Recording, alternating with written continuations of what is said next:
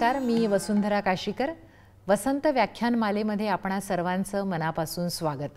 वसंत व्याख्यानमालेचं हे 147वं वर्ष आहे आणि आपणा सगळ्यांनाच हे माहिती आहे की वसंत व्याख्यानमालेमध्ये आजपर्यंत किती नामवंत ज्ञानी व्यासंगी लोक आपले व्याख्यान देऊन गेले आहेत, आपलं मत इथे मांडून गेले आहेत, आपल्या कार्याबद्दल माहिती देऊन गेले आहेत. आजच्या आपल्या वसंत व्याख्यानमालेच्या सन्माननीय वक्त्या आहेत मेळघाटमधील सामाजिक कार्यकर्त्या पूर्णिमा उपाध्याय. पूर्णिमा उपाध्याय या मूळच्या मुंबईच्या. विदर्भ विकास महामंडळावर त्या सदस्य म्हणून कार्यरत होत्या. ॲम्नेस्टी इंटरनॅशनल इंडियावर त्या विकास समन्वयक म्हणून कार्यरत होत्या. तसेच ॲम्नेस्टीच्या इंटरिम डिरेक्टर म्हणून सुद्धा त्यांनी काम केलं आहे. परंतु ही त्यांची खरी ओळख नाही. पूर्णिमा या शिक्षणाने वकील आहेत, परंतु गेल्या मागील 25 वर्षांपासून खोज या संस्थेच्या माध्यमातून मेळघाटमधल्या आदिवासींचे शिक्षण, आरोग्य, रोजगार, जमिनीचे हक्क अशा सर्वांगीण विषयावर त्या काम करत आहेत. चिखलदारा, धारणी, अचलपूर या तालुक्यांमधील 60 गावांमध्ये खोजचं काम चालतं. मेळघाटमधला पाण्याचा प्रश्न असू दे किंवा कुपोषणाचा प्रश्न असू दे, खोजने यासाठी अनेक आंदोलनं केली आहेत. खोजच्या सातत्यपूर्ण कामाचा परिणाम म्हणजे आज 60 गावांमध्ये किमान 7 ते 10 कोटी रुपयांची कामं रोजगार हमी योजनेमध्ये होत आहेत. अचलपूर तालुक्यामध्ये 1200 हेक्टरचं जंगल उभं झालं आहे आणि तब्बल 2000 मजूर 1.5 कोटींचं काम करायला लागले आहेत. थोडक्यात मजुरांच्या हातात, आदिवासींच्या हातामध्ये पैसा येऊ लागला आहे. मेळघाटच्या या संघर्षाची आणि निर्माणाची कथा आज आपण ऐकणार आहोत खोजच्या माननीय पूर्णिमा उपाध्याय यांच्याकडून.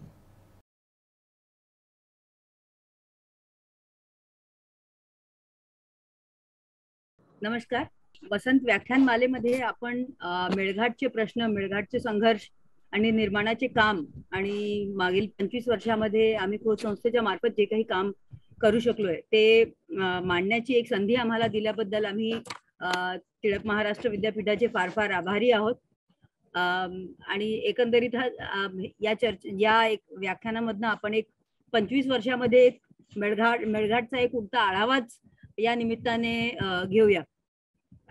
जवळपास 1996 साली आम्ही मेळघाटमध्ये आलो आणि त्यावेळेस आम्ही सगळे मुंबईमध्ये शिकणारे विद्यार्थी होतो आणि त्या विद्यार्थी अवस्थेमध्येच आम्हाला असं वाटलं की आम्ही जे काही शिकत होतो त्याचा खरंच जिथे उपयोग होईल त्या भागांमध्ये जाऊन आपण काहीतरी काम केलं पाहिजे. आणि त्यावेळेस डॉक्टर प्रकाश आमटे, डॉक्टर अभय बंग, मेंढालेखा या सगळ्या गावांकडे फिरून आलो होतो आणि एकंदरीत असं वाटत होतं की यासारखं काहीतरी काम उभं करण्याची गरज आणि खरंच जिथे गरज असेल तिथे जाऊन काम करण्याचा एक प्रयत्न नक्की केलं पाहिजे. गांधी विनोबाच्या विचारांनी नक्कीच आम्ही प्रेरित होतो आणि एकंदरीत ग्राम स्वराज्याच्या दिशेने कुठेतरी हालचाल केली पाहिजे याही विचाराचे होतो. तर ते शोधता शोधता आम्ही मेळघाटला आलो. मेळघाट त्यावेळेस खूप साऱ्या बातम्यांमध्ये यायचं, वर्तमानपत्रांमध्ये मेळघाटची खूप सारी बातमी असायची, कारण मेळघाटमध्ये कुपोषण 1993 पासून बातम्यांमध्ये होतंच. आणि ते पाहून आम्हाला वाटलं की हा नेमका कोणता एरिया आहे, काय परिस्थिती आहे समजून घेण्यासाठी मग आम्ही आमचे ग्रॅज्युएशनच्या दुसऱ्या वर्षामध्ये जवळपास 10 दिवसाच्या सुट्ट्यांमध्ये आम्ही मेळघाट फिरलो आणि इथल्या सगळ्या कार्यकर्त्यांना भेटलो, सरकारी अधिकाऱ्यांना भेटलो, गावांमध्ये राहिलो. आणि हे सगळं जेव्हा बघितलं तेव्हा असं वाटलं की इतकं सुंदर जंगल आणि इतकी सुंदर जैवविविधता ज्या भागामध्ये आहे तिथे खरंच कुपोषण असू शकतो का, आणि जर असेल तर का हे कुपोषण आहे हे समजून घेऊन त्याच्यावर आपल्याला काही करणं शक्य आहे का, या विचाराला घेऊन मग आम्ही निर्णय घेतला की किमान सुरुवातीचे 2 वर्ष अशी एक कमिटमेंट देऊन आम्ही मेळघाटला आलो. कारण आम्ही मुंबईमध्ये कॉलेज ऑफ सोशल वर्कचे विद्यार्थी होतो आणि शहरात वाढल्यामुळे आम्हाला पण गॅरंटी नव्हती की आम्ही मेळघाट सारख्या भागामध्ये जाऊन टिकून राहू शकू का, किंवा खरंच या सगळ्या भागांमध्ये जे काही करण्याची गरज आहे ते कितपत करू शकू याची आम्हाला स्वतःला सुद्धा शाश्वती नव्हती. तर स्वतःला पडताळून घेऊन आधी मग बघू पुढे काय करायचं असं सुरुवातीला 2 वर्षाच्या कमिटमेंटनी मेळघाटमध्ये आलो. मेळघाट हे 2 तालुक्यांनी बनलेलं एकंदरीत एक क्षेत्र आहे आणि घाटांचा मेळ आहे. सातपुडा पर्वतांच्या रांगा मेळघाट मध्ये आहेत आणि एकंदरीत धारणी आणि चिखलदऱ्यामध्ये जवळपास 350 गावं असा मोठा हा परिसर मेळघाट म्हणून ओळखला जातो. आणि या सगळ्याच भागांमध्ये मला वाटतं 96-97च्या वेळेमध्ये जवळपास 1500 ते 2000 मुलं दरवर्षी मरत होते, अशी बातमी पेपरमध्ये यायची आणि हजारोच्या संख्येने मुलं कुपोषित आहेत, ही सुद्धा बातमी आम्ही वाचत होतो. आणि जेव्हा आम्ही आमचे कॉलेज संपले, परीक्षा संपल्या, त्याच्यानंतर आम्ही लगेचच 1 महिन्याभरामध्ये मेळघाटात आपले बॅग बांधले आणि मेळघाटात यायची अगदी आपली जी काही निर्णय होता ते ठाम केलं. यायचं कसं, काम कसं करायचं, हा सगळा खूप मोठा प्रश्न होता. आणि मागील वर्षभरामध्ये कॉलेजमध्ये असतानाच हे सगळं चाचपडत होतो. आमच्या काही मित्रांनी असा सुद्धा सल्ला दिला की सुरुवातीला पैसे घेऊन जर गेलात तर तुम्ही त्या कामाला बांधील व्हाल, त्याच्यामुळून आपल्या मित्रांच्या मदतीने तुम्ही काही पैसे रेज करा, तिथे जा, तिथली परिस्थिती समजून घ्या आणि मग तुम्हाला जे योग्य काम वाटेल त्याच्यासाठी मग तुम्ही स्वतःसाठी जे काही लागणारं तुमचं निधी आहे ते तुम्ही उभं करा. आणि ते आम्हाला पटलं आणि म्हणून आम्ही आमचे अनेक मित्र बनवले. असे मित्र की जे आम्हाला 100 रुपये महिना द्यायचे आणि त्या 100 रुपये महिना देणाऱ्या मित्रांच्या विश्वासावर आम्ही मेळघाटात यायला निघालो. आलो तेव्हा हा परिसर खूप मोठा होता. नेमकं कुठे जायचं, कुठून काम सुरू करायचं, कोणत्या गावात राहायचं, इथून ती सगळी सुरुवात होती.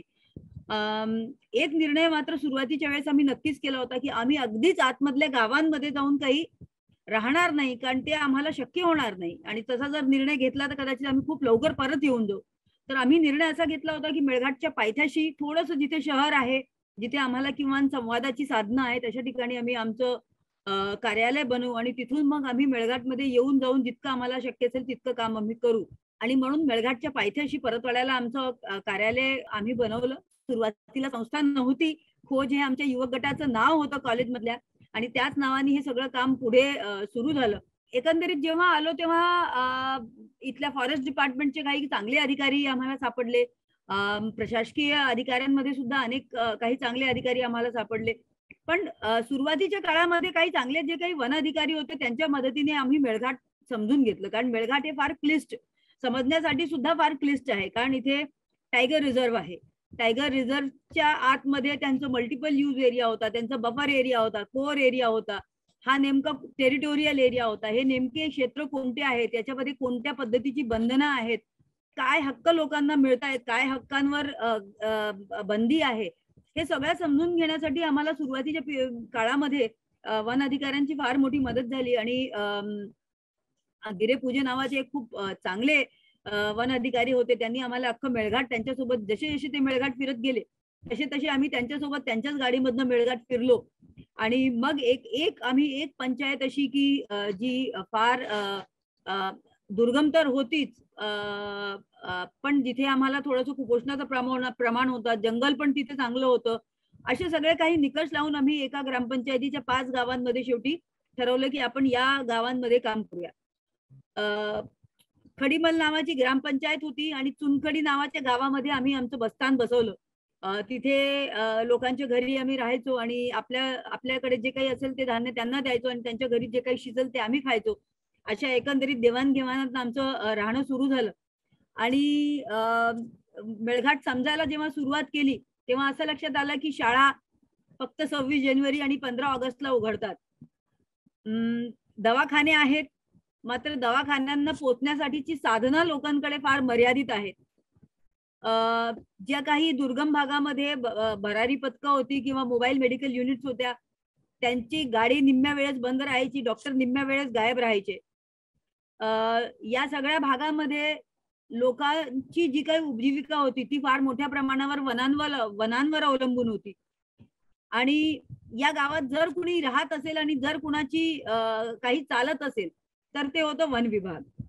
एखाद्या बाईनी आपल्या चूल पेटवण्यासाठी एखादी लाकडाची मुळी जर घेऊन आली ती, किंवा एखादा माणूस जर आपल्या घर दुरुस्तीसाठी काही लाकूड फाटा घेऊन आला तर हमखास त्या माणसाला कोंबडी देणं किंवा दारू देणं ही प्रथा जी होती ती अगदी प्रचलित होती. याच्याबद्दल कोणाला माहित नाही, मला असं वाटत नाही की प्रशासनामध्ये किंवा विभागामध्ये कोणाला माहित नव्हतं. पण ही एक प्रचलित प्रथा जी होती ती गावांमध्ये चालत होती. कोण या गावात जाईल याची काही गॅरंटी नव्हती, कारण आतमध्ये इतकं दुर्गम होतं. आम्हाला सुद्धा एक बस मिळायची जी आम्हाला याच्यात जवळपास आम्ही राहत होतो तिथून 60 किलोमीटर पर्यंत आम्हाला ती घेऊन जायची. मात्र पुढचे 16 किलोमीटर आम्हाला पायी प्रवास करावा लागायचा चुनखडीला पोहोचण्यासाठी. तर एकंदरीत जेव्हा या भागात राहिलो तेव्हा आम्हाला कळलं की लोकांचे खरे प्रश्न काय आहेत. म्हणजे गाडी नाही, दवाखाने बंद आहेत, शाळा बंद आहेत, कुठलीही योजना लोकांपर्यंत पोहोचत नाही, अधिकारी वर्षानुवर्ष अधिकारी पाहिलेली लोक नाहीत. आम्ही जेव्हा गेलो तेव्हा सुद्धा आम्हाला सुद्धा पाहून लोक आतमध्ये जायचे.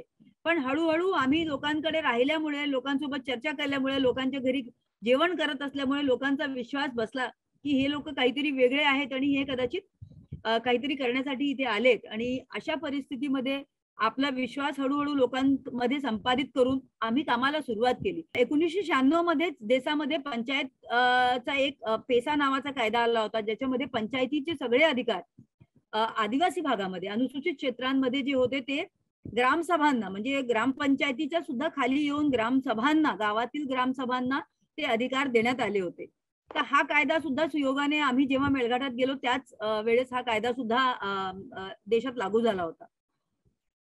पण या कायद्याची कुठेही चाहूल नव्हती, देशभरात नव्हती. आज 25 वर्षानंतर सुद्धा फार कमी भागांमध्ये या कायद्याबद्दलची माहिती लोकांमध्ये आहे, अधिकाऱ्यांमध्ये तर त्याही पेक्षा कमी आहे.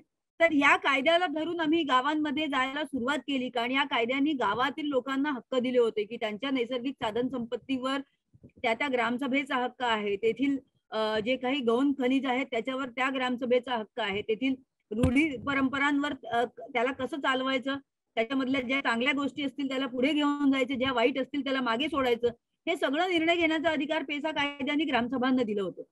तर हा कायदा घेऊन आम्ही गावातल्या लोकांसोबत बोलत होतो, चर्चा करत होतो, मात्र त्यांना काही विश्वास बसेना. कारण इतक्या वर्षांमध्ये मोठ्या प्रमाणात इंग्रज या गावांमध्ये आले, त्याच्यानंतर कोणी पोहोचलं असेल ते वन विभाग, आणि मात्र वन विभागाची पण ज्या पद्धतीची एकंदरीत भूमिका होती ती भूमिका काही फार लोकांसोबत फार काही एकत्रितपणे करण्याची भूमिका काहीच अधिकाऱ्यांमध्ये, वरच्या अधिकाऱ्यांमध्ये दिसत होती, जे सगळ्याच गावांना पोहोचू शकत नव्हते. आणि खाली जे पोहोचत होते ते मात्र अधिकारी असे होते की ज्यांना लोकांशी घेणं देणं नव्हतं, फक्त आपण तिथे राहिल्या, जे काही आपण तिथे राहत असू तिथे आपलं भागलं पाहिजे, चाललं पाहिजे, आपलं वचक असलं पाहिजे, या भावनेतनं लोक काम करतात. एकंदरीत या सगळ्यांना हळूहळू लोकांना त्यांचे हक्क सांगत, कायदे सांगत, त्या सगळ्या कायद्यांमधनं त्यांना पुढे कसं जाता येईल याच्याबद्दल आम्ही गावांमध्ये जेव्हा राहिलो तेव्हा ती चर्चा करत गेलो.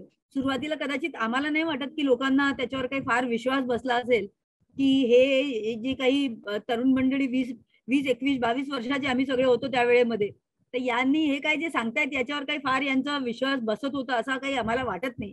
पण हळूहळू जेव्हा त्यांचे एक एक प्रश्न सुटत गेले, जेव्हा मग त्यांचे प्रश्न आम्ही शहरात येऊन त्यांच्या अधिकाऱ्यांना सांगत गेलो की तुमचे अधिकारी अशा पद्धतीने लोकांना त्रास देतात, अशा पद्धतीने लोकांकडनं चुकीच्या वसुली करतात, आणि जेव्हा त्या जे सेन्सिटिव्ह ऑफिसर्स होते त्यांनी जेव्हा या सगळ्या गोष्टींची दखल घेतली आणि प्रश्न हळूहळू मार्गी लागत गेले, तेव्हा कुठेतरी लोकांचा थोडा थोडा विश्वास जो होता तो बसत गेला. मेळघाट हा घाटांचा मेळ असल्यामुळे आणि इथले रस्ते छोटे असल्यामुळे अशी अनेक गाव आहेत की जिथे बस जात नाही.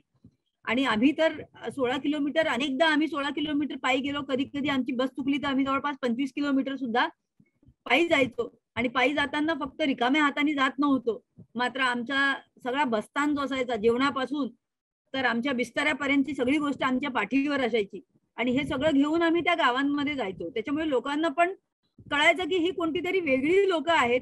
त्यांच्यासोबत अनेकदा आम्ही सकाळी 3 वाजता उठून बस पकडण्यासाठी म्हणून 16 किलोमीटर पायी चालून दुसऱ्या गावापर्यंत पोहोचत होतो.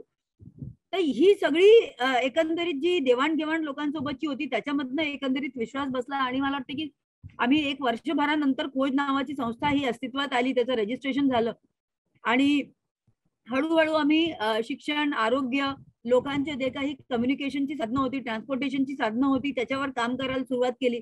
गावात राहत होतो, वीज नव्हती गावांमध्ये, अजिबातच वीज नाही आहे, कारण ही अभयारण्यातली गावं होती, अभयारण्यातल्या बफर क्षेत्रातली गावं होती. या गावांमध्ये कुठेही वीज नव्हती, त्याच्यामुळे दिवस सकाळी लवकर उजाडायचा आणि संध्याकाळी अंधार झाला की दिवस संपायचा. पाणी आणण्याचे कुठलेच साधनं नव्हते, जवळपास 1.5-2 किलोमीटर वर जाऊन पाणी आणावं लागायचं. आम्ही सुद्धा आमचं पाणी भरून आणायचो. त्याच्यामुळे लोकांचे जे काही प्रश्न होते तेही आम्हाला हळूहळू समजत गेले. या सगळ्या प्रश्नांना घेऊन आम्ही कामाला सुरुवात केली. गावात राहत असताना मग मुलांसाठी संध्याकाळचे वर्ग सुरू केले, शिक्षकांना त्यांच्या घरी जाऊन पकडून आणलं आणि शाळा उघडायला लावली, शाळा दुरुस्त केली. युनिसेफ मध्ये आमच्या विजयताई होत्या, त्यांच्या सहकार्याने शाळा दुरुस्त करण्यामध्ये आम्हाला यश आलं. आणि त्या निमित्ताने मुलांना परत शाळेमध्ये आणलं आणि संध्याकाळच्या वर्गांमध्ये मुलांना शिकवण्याची जी परंपरा होती ती आम्ही सुरू केली आणि एकंदरीत छोटे छोटे कामाची सुरुवात झाली. जमिनीच्या हक्कांचे मोठे प्रश्न याही भागांमध्ये होते, कारण या भागांमध्ये सुद्धा आदिवासींच्या जमिनी बिगर आदिवासींनी बळकावून ठेवल्या होत्या. जसे जसे आम्ही या गावांमध्ये राहत गेलो हळूहळू लोक आमच्याकडे येत गेले आणि ते आपले प्रश्न मांडत गेले. राज्यामध्ये आदिवासींच्या जमिनी अशा पद्धतीने चुकीच्या पद्धतीने बळकावलेल्या परत करण्याचा कायदा होता, restoration of scheduled tribe land, हा जो 1950 पासूनचा कायदा होता हा अस्तित्वात होता. या कायद्याच्या मदतीने अनेक लोकांना त्यांच्या जमिनी परत मिळवून देण्याचं काम केलं. वन विभाग मोठ्या प्रमाणामध्ये मेळघाटमध्ये आहे आणि वन विभागाची मोठी जमीन जी आहे जवळपास 70-80% जमीन मेळघाटातली ही वन आच्छादित असल्यामुळे वन विभागाचं त्याच्यावर नियंत्रण होतं. आणि एकंदरीत जर आपण पाहिलं तर असंही होतं की अनेक पिढ्यानपिढ्यांपासून आदिवासी लोक वन जमिनी कसत होते, मात्र त्यांना त्या वन जमिनींवर हक्क मिळालं नव्हतं आणि या लोकांना मग वन विभागाने अतिक्रमित किंवा अतिक्रमणधारक असं घोषित करून टाकलं होतं. 1980 मधलं फॉरेस्ट कन्झर्वेशन ऍक्ट सुद्धा म्हणत होतं की ज्यांच्या जुन्या जमिनी आहेत त्या जमिनी रेग्युलराईज केल्या पाहिजे. मात्र वन विभाग किंवा व्याघ्र प्रकल्प जे इथे होतं ते त्यांनी याच्यावर कुठेही लक्ष दिलं नव्हतं. हे पण सांगू इच्छिते की मेळघाट हे देशातलं सर्वात पहिलं टायगर रिझर्व्ह आहे.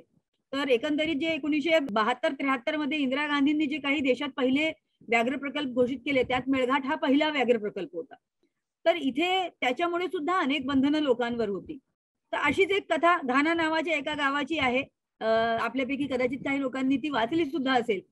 त्या गावामध्ये जवळपास 13 लोक होते की जे 13 लोक शेती कसत होते, मात्र त्यांना त्यांच्या जमिनीवर हक्क जो आहे तो वन विभाग देत नव्हता आणि सारखं त्यांना त्रास व्हायचा की तुमची आम्ही पिकं तोडून टाकू, तुम्हाला आम्ही हकलून लावू, असं त्यांच्यावर सारखी एक टांगती तलवार होती. मला वाटतं 1999-2000च्या पावसाळ्यामधली गोष्ट होती की एक दिवस संध्याकाळी आम्हाला शनिवारी संध्याकाळी आम्हाला एक बातमी कुणीतरी दिली की आज या घाना नावाच्या गावातल्या लोकांचं पीक, मला वाटतं जुलै महिना होता, पीक बऱ्यापैकी मोठी झालेली होती, तर पीक तोडायला फॉरेस्ट डिपार्टमेंट हत्ती घेऊन जाणार आहे. आता या सगळ्या लोकांचे प्रश्न आम्ही सगळ्याच अधिकाऱ्यांकडे, जिल्ह्यापर्यंत सगळ्याच अधिकाऱ्यांकडे मांडले होते. ते कायदेशीर होते, कायद्याने त्यांची जमीन रेग्युलराईज व्हायला हवी होती, 1980च्या नियमाप्रमाणे रेग्युलराईज व्हायला हवी होती, पण ती काही झाली नव्हती. मग आता शनिवारच्या दिवशी संध्याकाळी आम्ही सगळ्यांना संपर्क करण्याचा एक प्रयत्न केला आणि अगदी मंत्रालयापर्यंत, राजभवनापर्यंत सगळ्यांना संपर्क केला, मात्र तो शनिवार असल्यामुळे तिथून कुठूनही आम्हाला काय रिस्पॉन्स आला नाही. सोमवारी फोन करा, सोमवारी या विषयावर बघू, अशी एकंदरीत जो रिस्पॉन्स होता त्या रिस्पॉन्स ला बघता आम्ही अगदी थकून गेलो होतो. आमच्या काही मित्रांना पडताळून घ्यायला लावलं की ही खरी बातमी आहे का, आणि त्यांनी सांगितलं की हो ही बातमी खरी आहे, हाती उद्या जाणार आहे. एका बाजूला कुपोषणाने लोकांकडे खायला धान्य नाही आणि दुसऱ्या बाजूला लोकांनी जे काही खूप मेहनतीने कर्ज घेऊन लोक जे काही आपली शेती करत होते ते उभे पीक नष्ट करणार, तर हे कुठे पटत नव्हतं आणि म्हणून हे थांबवण्याचा एक खूप मोठा प्रयत्न जो होता तो आम्ही आमच्या काही 2-3 लोक आम्ही होतो, पण तो आम्ही आमच्या परीने खूप मोठा प्रयत्न करण्याची आम्ही सुरुवात केली. आणि त्याच प्रयत्नातनं मग काही हायकोर्टाच्या जजेसना फोन केला. आमच्याकडे एक डायरेक्टरी होती, त्याच्यात अनेक लोकांचे फोन नंबर्स होते आणि त्याच्यातनं हायकोर्टाचे जजेसचे रेसिडेन्सचे पण नंबर्स होते आणि आम्ही त्यांना फोन केला. एक मान्यवर जज होते, त्यांनी सांगितलं की तुम्ही तुमच्या सिव्हिल कोर्टला अप्रोच करा. रात्री 9 वाजता आम्ही आमच्या सिव्हिल जज जे होते परतवाड्याला त्यांना आम्ही उठवलं, त्यांना सांगितलं अशी कथा आहे, तर ते म्हणे आम्हाला काही करणं शक्य होणार नाही, तुम्ही सोमवारी जे आहे ते सिव्हिल सूट दाखल करा, मग याच्यावर आपण निकाल करू. आम्ही म्हटलं सर सोमवारपर्यंत तर मुद्दाच उरणार नाही, तर आम्ही केस कशासाठी करणार. तर ते म्हणे की सॉरी आमच्याकडे दुसरं काही मार्ग नाहीये. तिथून आम्ही रात्री परत आलो. परत आमच्या काही नागपूरच्या पत्रकार मित्रांना फोन केला. नागपूर बेंच मधल्या काही जजेसचे आम्ही नंबर मागितले आणि आम्हाला कळलं की जस्टिस JN पटेल जे होते ते तिथल्या प्रिन्सिपल बेंचवर, नागपूर हायकोर्टाच्या प्रिन्सिपल बेंचवर होते. त्यांना आम्ही रात्री उशिरा, मला वाटते 9:30 वाजता वगैरे काहीतरी फोन लावला आणि त्यांना सांगितलं सर अशी अशी घटना आहे. तर ते म्हणे की आम्हाला लेखी कळल्याशिवाय आम्ही त्याच्यावर काहीच कार्यवाही करू शकत नाही. तर त्यावेळेस तर काही ईमेल नव्हतं, आमच्याकडे फोन, मोठ्या मुश्किलीने फोनची सुविधा होती, फॅक्सची सुविधा पण नव्हती. मग आम्ही नागपूरमध्ये आमच्या एका मित्राला कुठल्या तरी फॅक्सच्या दुकानावर थांबायला लावलं आणि आम्ही इथून ते जे काही आमच्याकडचे फॅक्स होते ते फॅक्स एका पत्राच्या माध्यमातून जस्टिस JN पटेलला ऍड्रेस करून ते आम्ही पाठवलं हायकोर्टामध्ये, हायकोर्टाच्या नावाने. आणि त्या मित्राला सांगितलं की हे तू माननीय न्यायाधीशांच्या घरी पोहोचवून दे. आणि त्या मित्रांनी जेव्हा जज साहेबांना फोन केला तर जज साहेब म्हणाले की एक काम करा, त्यांना सांगा की त्यांना उद्या सकाळी प्रत्यक्ष येऊन भेटा म्हणून.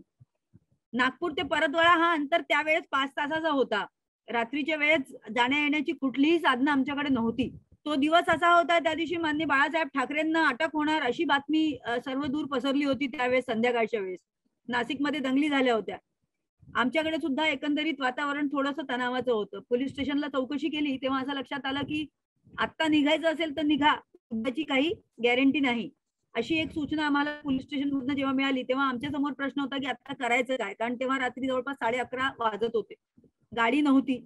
गाडी भाड्याने करायची म्हणजे 3,000 रुपये खर्च करायचे आणि 3,000 रुपये खर्च केल्यानंतर सुद्धा न्याय आपल्या बाजूने लागेल की नाही याची गॅरंटी नव्हती. खूप वेळ त्याच्यावर विचार करण्यात घालवला आणि शेवटी म्हटलं की जाऊया, बघूया, प्रयत्न करणं आपल्या हाती आहे, तो प्रयत्न नक्कीच आपण केला पाहिजे. या आशेने आम्ही एक गाडी भाड्याने बोलवली आणि रात्रीच आम्ही जवळपास 2-1 वाजता आम्ही निघालो नागपूरसाठी. सकाळी 6:30ला पोहोचलो, मित्राच्या घरी गेलो, फ्रेश झालो आणि सरळ जयंत पटेल यांच्या घरी गेलो. बेल वाजवली, दार त्यांनीच उघडलं, अगदी आपुलकीने बोलवलं.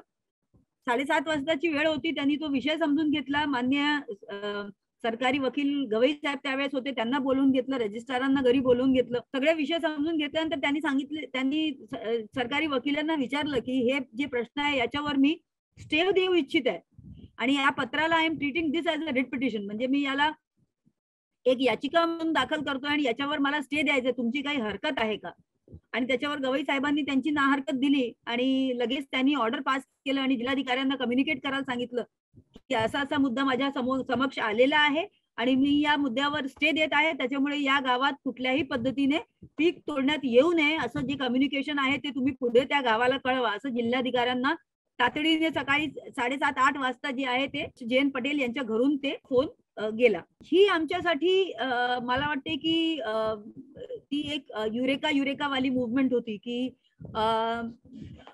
जिथे आमच्याकडे कुठलेही आम्हाला न्याय मिळण्याची आशा नव्हती, त्या मुवमेंटमध्ये आम्ही रविवारी सकाळी आम्हाला कोणतेही जज आपल्या घरी बोलवून सकाळी 7:30-8 वाजता आम्हाला स्टे देतात, ही आमच्यासाठी एक हिस्टॉरिकल घटना होती. आणि ती एक असं माइलस्टोन होतं ज्यांनी आम्हाला आमच्या एकंदरीत 25 वर्षाच्या काळामध्ये इतकी ताकद दिली की आम्हाला हे कळलं की आपण जर योग्य कामासाठी लढत असू किंवा योग्य कामासाठी आपण योग्य मार्गाने पुढे जाणार असू तर कदाचित वेळ लागेल पण आपल्याला न्याय नक्कीच कुठेतरी मिळेल. आणि म्हणून ते न्याय मिळवून घेण्यासाठीचे सर्व मार्ग जे काही असतील, मग ते प्रशासकीय मार्ग असतील, मंत्रालय असतील, राजभवन असेल, न्यायालय असेल, हे आम्ही मागच्या 25 वर्षांनी या सगळ्या मार्गांवर सातत्याने आपले मुद्दे मांडत गेलोय आणि त्या मुद्द्यांना न्याय मिळवण्याचा प्रयत्न जे आहे ते आम्ही सातत्याने करत गेलो. तर ही आमच्यासाठी एक खूप मोठी ताकद होती. जेव्हा त्या केसची सुरुवात झाली तेव्हा त्याच्यामध्ये फक्त 13 लोकांना संरक्षण मिळालं होतं. मात्र जेव्हा ती केस पुढे चालली तेव्हा त्यात अख्ख्या मेळघाटच्या आदिवासी लोकांच्या जमिनींना त्याच्यामध्ये संरक्षण मिळालं.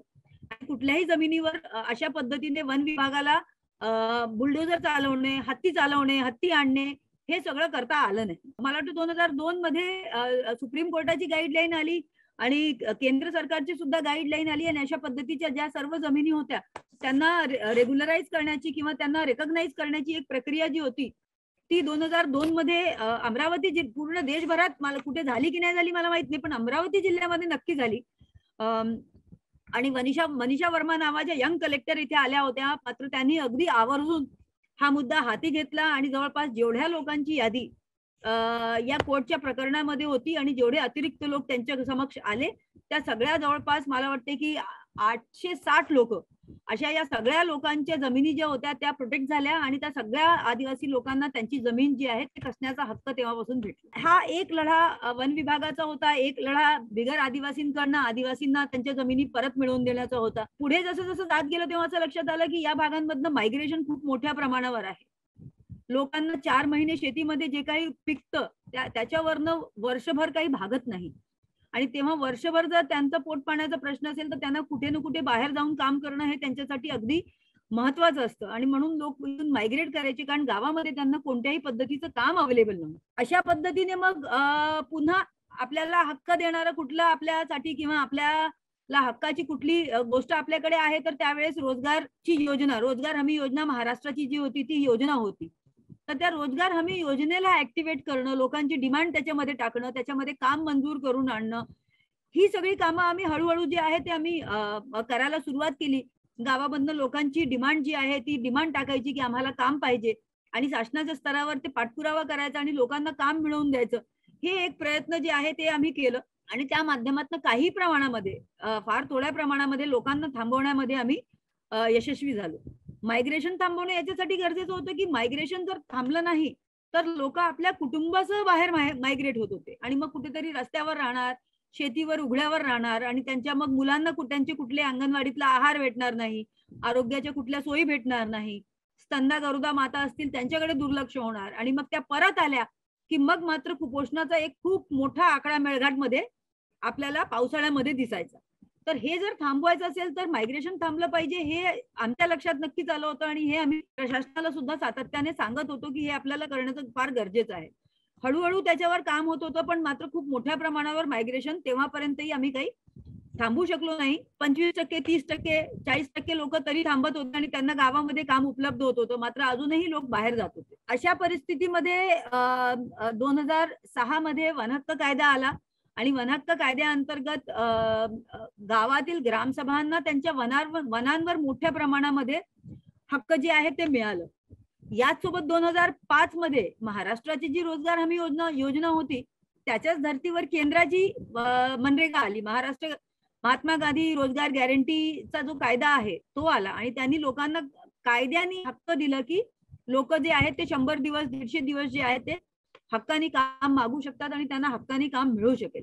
तर हे असे दोन महत्वाचे बदल जे आहेत ते या काळामध्ये झाले आणि या दोन्ही कायद्यांची मदत घेऊन 2006चा फॉरेस्ट राईट्स ऍक्ट आणि 2005चा मनरेगाचा कायदा, आता यांची सांगड घालून जे आहे ते मागच्या एक 10-12 वर्षामध्ये आम्ही अनेक गावांमध्ये लोकांना त्यांच्या वनांवर जिथे त्यांना हक्क मिळालाय तिथे मनरेगाची सांगड घालून आपल्या जंगलाचं संरक्षणाचं काम कसं करता येईल, जंगलामध्ये चांगल्या प्रजातीची झाडे कशी आपल्याला उभी करता येतील, जी झाडं आहेत त्यांचे संरक्षण कसं करता येतील, आगीपासून त्यांचं संरक्षण कसं करता येतील, कटाईपासून आपल्याला रोग कशी लावता येईल, अशा वेगवेगळ्या पद्धतीने ग्रामसभांसोबतचं एक काम जे आहे ते मागील 10 वर्षामध्ये सुरू केलं. मात्र हे जसं मी सांगते ते इतकं सोपंही नव्हतं, कारण जवळपास जेव्हा 2006 मध्ये हा कायदा आला, 2008 मध्ये याचे नियम झाले, तर 2010 पर्यंत सुद्धा मेळघाटमध्ये जे एकंदरीत या कायद्यात 2 हक्क होते. एक लोकांचे वैयक्तिक हक्क शेतीवरचे होते, जे आधी मंजूर झाले होते त्याला आता कायद्याने पुन्हा एकदा मान्यता मिळाली होती आणि त्याला त्याचे लीगल डॉक्युमेंट्स आणि टायटल्स आता बनतील अशी एक परिस्थिती होती. आणि त्याचबरोबर सगळ्याच आदिवासी भागांमध्ये आपल्याला कदाचित माहित असेल की आदिवासी लोक हे जंगलात जातात, त्यांचं खूप सारं आयुष्य हे जंगलावर अवलंबून आहे. ते लाकूड फाटा जंगलात आणत असतात, त्यांचे देव दैवत जंगलात आहेत, त्यांची चराई, गुरांची चराई ही जवळपास जंगलामध्ये होत असते. जंगलामध्ये मोहा, चारोळी, आवळा, हिल्ला, बेहरा, बास अशा वेगवेगळ्या गोष्टी, संसाधने सुद्धा त्यांची जंगलामध्येच आहे. तर ही त्यांची जी काही सामूहिक संसाधने जंगलामध्ये होती याच्यावर सुद्धा वनहक्क कायद्याने त्यांना हक्क मिळाला होता. तर तो हक्क हे सगळे संसाधन ओरबडून काढण्यासाठीचा नव्हता, मात्र तो एक त्याला सस्टेनेबल वापर करण्यासाठीचा आणि आपल्या जंगलाचं संरक्षण करण्याचा, अशा 2 पद्धतीचे हक्क या कायद्याअंतर्गत देण्यात आले. 2008 ला हा कायदा खरं तर अंमलात यायला सुरुवात झाली होती. वैयक्तिक हक्कांसाठी लोक लढत होते, पण सामूहिक हक्कांसाठी मात्र कुठेही चर्चा नव्हती. फक्त गडचिरोलीच्या काही गावांमध्ये हे हक्क मान्य झाले होते, बाकी इतर राज्यभरामध्ये चर्चा नव्हती. 2010 पर्यंत आमच्याकडे याचे दावे भरण्यासाठीचे फॉर्म सुद्धा उपलब्ध नव्हते. मग 2010 मध्ये या सगळ्याच गावांचा एक मोठा मोर्चा जिल्हाधिकारी कार्यालयावर निघाला आणि त्याच्यामध्ये आमची सगळ्यांची डिमांड हीच होती की वनहक्क कायद्याची अंमलबजावणी जी आहे ती करायला सुरुवात करा आणि वैयक्तिक पेक्षा सामूहिक जे लोकांचे हक्क आहेत की जे जंगल संरक्षणाचा हक्क आहे, जे त्यांचे नैसर्गिक साधन संपत्तीवरचा त्यांचा हक्क आहे, तो हक्क मिळण्यासाठीची जी प्रक्रिया आहे ती सुरू करा आणि मनरेगाची अंमलबजावणी करा. या 2 हक्कांसाठी जो होता तो एक मोठा मोर्चा जो होता तो जिल्हाधिकारी कार्यालयावर गेला होता आणि त्याच्यानंतर कुठे मेळघाटात जी आहे ती खऱ्या अर्थाने वन हक्क कायद्याच्या अंमलबजावणीची सुरुवात झाली. सरकारी अधिकाऱ्यांच्या प्रशिक्षणाची सुरुवात झाली. त्या प्रशिक्षणांमध्ये आम्ही आवर्जून जाऊन त्यांना अनेक गोष्टी ज्या होत्या त्या समजावून सांगितल्या. मागच्या ज्या काही ऐतिहासिक प्रक्रिया होत्या त्या सुद्धा समजावून सांगितल्या आणि पुढे या कायद्यांवर कसं काम करायचंय त्याच्याबद्दल सुद्धा याच्यावर चर्चा झाली. आणि लोकांनी, ग्रामसभांनी आपले दावे दाखल केले. ते दावे खूप मेहनतीने 2012 मध्ये मंजूर झाले. आणि अनेक गावांमध्ये असे दावे मंजूर झाले की ज्या गावांमध्ये जे जंगल लोकांना मिळालं त्या जंगलावर खऱ्या अर्थाने आज जंगलच नव्हतं, फक्त ती जंगलाची जमीन होती. काही भागामध्ये पळस होतं, काही खूप छोट्याशा भागामध्ये काही सीताफळ होतं आणि बाकी जवळपास अगदी तुरळक प्रमाणामध्ये जे बिडी बनवण्यासाठी वापरात येतं असं तेंदूपानं होती. तर या सगळ्या खूप छोट्याशा मायनर फॉरेस्ट प्रोड्यूसला घेऊन एकंदरीत ग्रामसभांसोबत काम सुरू केलं आणि एकंदरीत मनरेगाचं आणि वन हक्काचं ची सांगड घालून या भागामध्ये मागच्या 8 वर्षामध्ये जर आपण पाहिलं तर या भागामध्ये जिथे जंगलाची माती आणि वनस्पती ही कुठेच उरली नव्हती, आज तिथे पुन्हा आपल्याला हरणं दिसतील, आज सांबर दिसेल, आज आपल्याला नीलगाय त्या भागामध्ये दिसतील आणि आज एक पुन्हा नव्या उत्साह लोकांमध्ये आपल्याला दिसतो की लोक आपल्या जंगलाशी पुन्हा एकदा नव्याने जोडतायत, आपली जंगलं राखतायत, जंगलं वाचवतायत आणि एकंदरीत जंगलामध्ये आलेल्या वन्य प्राण्यांचा जरी त्यांना त्रास होत असेल तरी ते सुद्धा त्यांना मारण्यासाठी नाही तर आपल्याला त्याच्यापासून आपली सुरक्षितता कसं करता येईल, ग्रीन फेन्सिंग कशी करता येईल याचे प्रयत्न करताना दिसत आहेत. आणि मला वाटतं की हे एक खूप चांगलं किंवा खूप मोठं बदल या कायद्यांमधनं जे अपेक्षित होतं ते जमिनीवर आणण्यामध्ये आम्हाला आणि आमच्यासोबत काम करणाऱ्या ग्रामसभांना याच्यामधनं यश आलं. असे अनेक प्रसंग आले. मेळघाटातलं कुपोषण जे आहे ते मागच्या अनेक वर्षांमध्ये अनेक प्रयत्न झाले. डॉक्टर्स इथे येत नव्हते, त्या डॉक्टर्सना आणण्याचे प्रयत्न झाले. पुन्हा असंच झालं होतं 2000 मेळघाटामध्ये. जर आपल्याला माहित असेल की मेळघाटमध्ये कोरकू आदिवासी राहतात, त्यांची भाषा ही कोरकू आहे, जी फक्त बोली भाषा आहे, ती लेखी लिपी नाही आहे आणि शिक्षण मराठीत आहे. त्याच्यामुळे भाषेची खूप मोठी अडसर जी आहे ती या सगळ्या भागांमध्ये आहे. दवाखान्यात सुद्धा जेव्हा लोक जातात तेव्हा डॉक्टर काय म्हणतो ते पेशंटला कळत नाही, पेशंट काय म्हणतो ते डॉक्टरला कळत नाही. तर अशामध्येच आम्ही एकंदरीत इथलेच सीओ जिल्हा परिषद 2007-8 मध्ये होते, त्यांच्यासोबत मिळून एक काउन्सिलर प्रोग्राम एक इथे सुरू केला. त्या प्रोग्रामचा बेसिकली अर्थ असा होता की काउन्सिलर्स म्हणजे मेळघाटातले शिकलेले काही युवक युवती दवाखान्यांमध्ये त्यांना प्लेस करण्यात आलं. दिवसा मुलगी आणि रात्री मुलगा अशी त्यांची ड्युटी होती आणि ही मुलं एक द्विभाषी म्हणून पण इथे काम करायचे आणि लोकांची जी काही अडचण असेल, दवाखान्यामध्ये थांबण्याची अडचण असेल, डॉक्टरना त्यांचे प्रश्न समजावून देण्याची अडचण असेल, त्यांच्यासाठी ब्लड आणण्याची अडचण असेल, त्यांची कुठलीही अडचण असू द्या, ती अडचण सोडवण्यासाठी म्हणून या काउन्सिलर्सची नेमणूक झाली. आणि ही नेमणूक शासन आणि इथे काम करणाऱ्या संस्था, संघटना आणि स्थानिक जे काही मुलं होती यांच्या सगळ्यांच्या एकंदरीत प्रयत्नांनी ही नेमणूक झाली होती. पुन्हा 2010 साली असंच कुठला तरी दुसरा एक नवीन अधिकारी आला. अधिकारी बदलतात, नवीन अधिकारी आला, त्याला वाटलं हे तर काहीतरी फालतू कार्यक्रम आहे. त्यांनी आपल्या पद्धतीने नवीन भरती प्रक्रिया सुरू केली. 3 वर्षामध्ये दिलेलं जे सगळं या पोरांना दिलेलं सगळं प्रशिक्षण होतं ते सगळंच मातीत घालण्याचं काम त्यांनी सुरू केलं आणि आम्ही फार प्रयत्न केले हे थांबवण्यासाठीचे, पण आमच्या हाती काही लागेना. परीक्षा झाल्या, त्यांनी नवीन रिक्रुटमेंट करण्यासाठीची पुन्हा परीक्षा घेतली आणि हे सगळं कसं थांबवायचं आणि याच्यासाठीचा जो काही आमचा विचार होता तो पुन्हा आम्ही आमचं पत्र हे लिहिणं हेच आमच्याकडे उरलं होतं, कारण आपल्याकडे तेव्हा खूप पैसे नव्हते. आम्ही कायदा शिकलो होतो, मात्र कायद्याची प्रॅक्टिस कोर्टात तेव्हापर्यंत करत नव्हतो. त्याच्यामुळे आम्ही कोर्टामध्ये जाऊन यांची वकील म्हणून यांची बाजू मांडू शकत नव्हतो. म्हणून मग आमच्याकडे सामान्य माणसासारखा आमच्याकडे एकच पर्याय होता की कोर्टाला पत्र लिहून. मात्र यंदा पत्र लिहून फक्त तिथे थांबले नाही, तर कोर्टाच्या रजिस्ट्रारना पाठपुरावा केला आणि मुंबई हायकोर्टाला हे पत्र मुंबई बेंचला यावेळेस पाठवलं होतं आणि त्यांना म्हटलं की हे असं पत्र पाठवलंय, आपल्याकडे पोहोचलंय का? तर ते रजिस्ट्रारनी पुन्हा सांगितलं की हो, पत्र आमच्याकडे पोहोचलंय, आम्ही हे चीफ जस्टिस कडे ठेवलंय. आणि त्यावेळेस मला वाटतं ती पुन्हा एक संधी अशी होती की पुन्हा ते पत्र रिट पिटिशन मध्ये कन्वर्ट झालं आणि पुन्हा त्याच्यावर सुनावणीला सुरुवात झाली. 5 मे 2010 आणि 7 मे 2010 अशी सुरुवातीची या 2 सुनावण्या ज्या झाल्या त्या सुनावण्यांमधनं कोर्टाने या सगळ्या काउन्सिलर्सची जी एकंदरीत भूमिका होती, त्यांच्यासाठी एकंदरीत जे काही नियोजन जिल्हा परिषदनी आणि सगळ्या संस्थांनी मिळून केलं होतं, त्याच्यात जे काही डॉक्युमेंटेशन होतं ते सगळ्यात लक्षात घेऊन हे काउन्सिलर्स जे मागील 3 वर्षापासून काम करत होते, ज्यांना प्रशिक्षण देण्यात आलं होतं आणि ज्यांच्या कामाने खूप मोठा एक बदल प्रशासनाला सुद्धा दिसत होता, त्यांना पुन्हा रिइन्स्टेट करण्याचा निर्णय होता तो कोर्टाने घेतला. आणि हे आमच्यासाठी पुन्हा दुसऱ्यांदा एक न्याय मिळण्याची जी एक संधी होती ती लोकांच्या बाजूनी उभी झाली. त्याच्यातनं पुन्हा आमची सगळ्यांची ताकद वाढली आणि त्या एकंदरीत त्या प्रकरणामध्ये पुन्हा मग जे स्थानिक मुलं होते त्यांना त्याच्यातनं न्याय मिळाला. मात्र या कोर्टाची सुनावणी जेव्हा कोर्टामध्ये सुरू झाली तेव्हा कारण कोर्टाला मेळघाटची परिस्थिती माहिती होती. माननीय न्यायाधीश चंद्रचूड साहेब त्यावेळेस मुंबई हायकोर्टाच्या बेंचवर होते. त्यांनी विचारलं की मेळघाटमध्ये कुपोषणाची परिस्थिती कशी आहे आणि त्या प्रश्नांवरून एकंदरीत मेळघाटचं कुपोषणाचा प्रश्न पुन्हा कोर्टासमोर आला आणि 2010 पासून तर मला वाटतं जवळपास 2019-20 पर्यंत ही सुनावणी सुरू राहिली आणि याच्यामध्ये अनेक महत्वाचे प्रश्न जे आहेत त्या कोर्टामध्ये मार्गी लागले.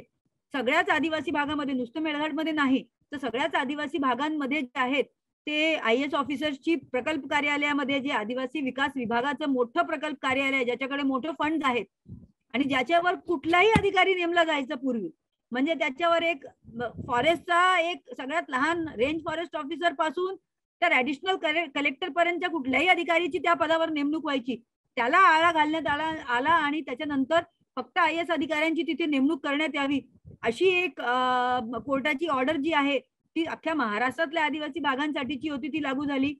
डॉक्टर्सनी सगळ्या आदिवासी भागांमध्ये यावं, डॉक्टर्सचे जे काही डॉक्टर्स अंडर मेडिकल बॉन्ड आहेत त्यांनी या सगळ्या भागांमध्ये कसे काय यावे याच्यावरचे काही रूल्स फ्रेम झालेत.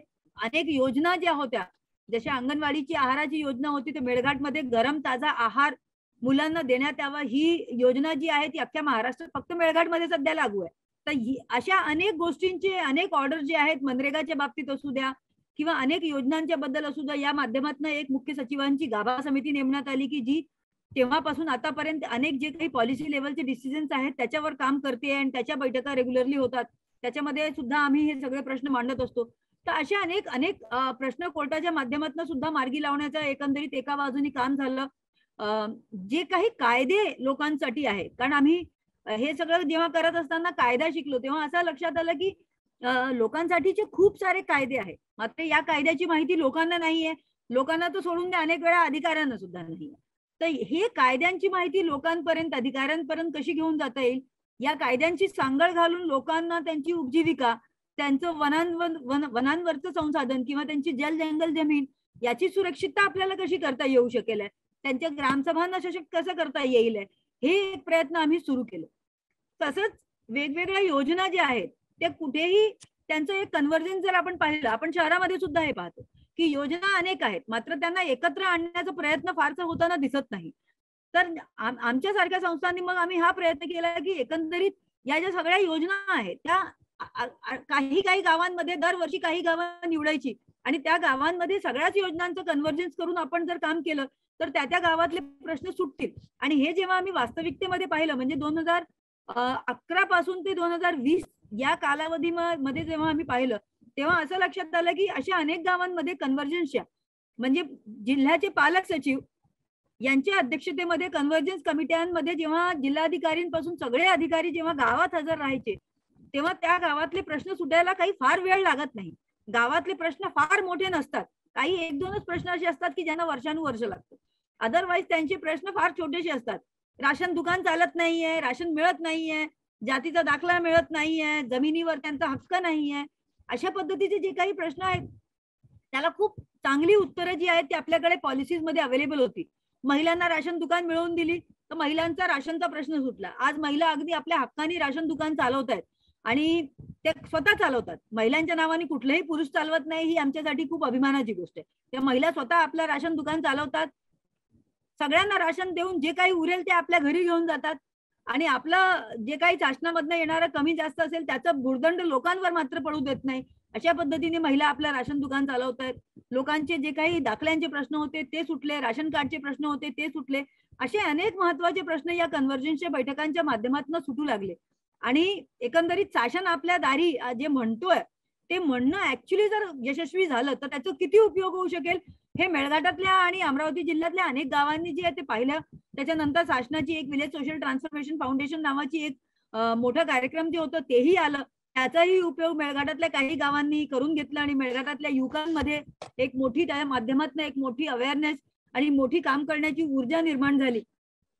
आणि एकंदरीत संघर्ष आणि निर्माण या दोन्ही भूमिकेतनं मागच्या 25 वर्षामध्ये मेळघाटातला कुपोषणाचा जो प्रश्न आहे किंवा मेळघाटातला उपजीविकेचा जो प्रश्न आहे, 2010 मध्ये मेळघाटचं मनरेगाचं बजेट जे होतं मला वाटतं 2 कोटी होतं. आज एकट्या चिखलदरा तालुक्यामध्ये जवळपास 90 कोटीचं मनरेगाचं बजेट आहे आणि मला वाटतं जवळपास 80 ते 90% मायग्रेशन जे आहे ते कर्टेल झालंय. हे आम्ही नक्कीच म्हणणार नाही की हे आमच्यामुळे झालंय, पण याच्यामध्ये खारीचा वाटा किंवा मुंग्या एवढा वाटा आमचा नक्की आहे, एवढा आम्ही अगदी कॉन्फिडेंटली सांगू शकतो. आणि शासनासोबत पाठपुरावा करणं, जी गोष्ट हातात घेतली ती शेवटपर्यंत त्याला पार पाडणं, हे मात्र आम्ही या सगळ्या कामामध्ये नक्की शिकलो. आणि कुठलंही काम घ्यायचं आणि सोडायचं नाही. एकंदरीत या भूमिकेतनं काम करत राहिल्यामुळे सरकारी अधिकाऱ्यांना सुद्धा या सगळ्या कामांवर विश्वास झाला. काही अधिकारी ज्यांचे वेस्टेड इंटरेस्ट दुखावतात ते काही अधिकारी नाराज होतात, मात्र ज्या अधिकाऱ्यांना काम करायचं आहे त्या अधिकाऱ्यांना खूप मदत होते. ते अधिकारी इथून गेल्यावर सुद्धा विचारतात की तुम्ही आमच्या जिल्ह्यामध्ये काम करत नाही का. तर ही मला वाटते एक खूप चांगली गोष्ट आहे. आज अनेक ग्रामसभा ज्या आहेत त्या आपल्या हक्कांसाठी उभ्या झालेल्या आहेत. आज आपल्याशी बोलत असताना सुद्धा अनेक गावांमधल्या ग्रामसभा आहेत त्या आपल्या गावातल्या तेंदूपत्त्याचं संकलन करत आहेत. त्यांना खूप साऱ्या अडचणी येतात, तिथे सुद्धा खूप सारे वेस्टेड इंटरेस्ट आहेत. पण आज आम्ही भांडण्यापेक्षा किंवा आम्ही ते प्रश्न उचलण्यापेक्षा आधी त्या स्वतः ग्रामसभा जे आहेत ते त्यांच्या प्रश्नांवर बोलतात आणि अगदीच जेव्हा ते थकून जातात किंवा त्यांचे प्रश्न जेव्हा त्यांच्या ज्यांनी सुटत नाही तेव्हा ते आम्हाला येऊन सांगतात की ताई आता आम्हाला इथे आमची मदत, दादा इथे आम्हाला आता आमची मदत करा. आणि तेव्हा मग आम्ही तिथे त्यांच्यासोबत उभं राहतोय. ही मला वाटते की एकंदरीत या सगळ्या संघर्ष आणि निर्माण मध्ये जे काही मेळघाटातनं थोडंसं काम आम्ही करू शकलो त्याची एक भूमिका आज आम्ही आपल्या समोर मांडली. ती आपण आम्हाला मांडण्यासाठीची संधी दिली म्हणून आपले फार फार आभारी आहोत.